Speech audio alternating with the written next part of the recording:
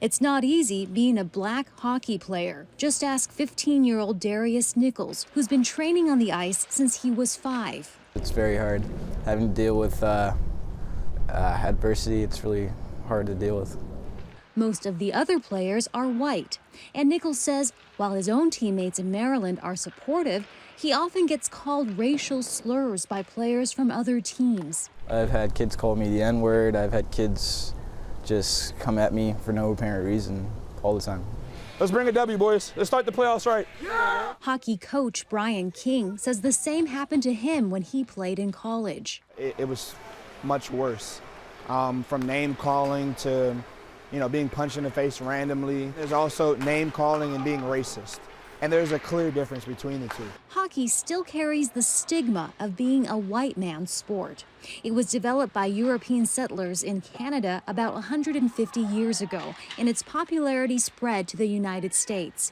But unlike most other pro sports that diversified during the civil rights era, hockey didn't. Ice hockey is the whitest, straightest, malest sport out there. RENEE HESS is trying to change that. She's the founder of a group called Black Girl Hockey Club, which organizes fan events and scholarships to support diversity in hockey. As a Black woman, if I can find a space in a sport like ice hockey, and if a sport like ice hockey can cultivate a space for me, then that can happen anywhere. Professional hockey is indeed a sport that underrepresents minorities.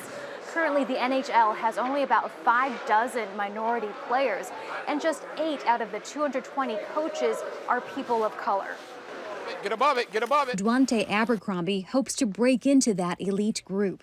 Last fall, he completed a coaching internship with the Arizona Coyotes, part of the NHL's effort to nurture diverse talent. I want to be the first head coach in the NHL of diverse background to have his name on the Stanley Cup. He says he's unafraid to aim high because he demands the same of his players. He tells them progress just requires putting one skate in front of the other. Go again, go again. Heidi Zhou-Castro, Al Jazeera, Washington.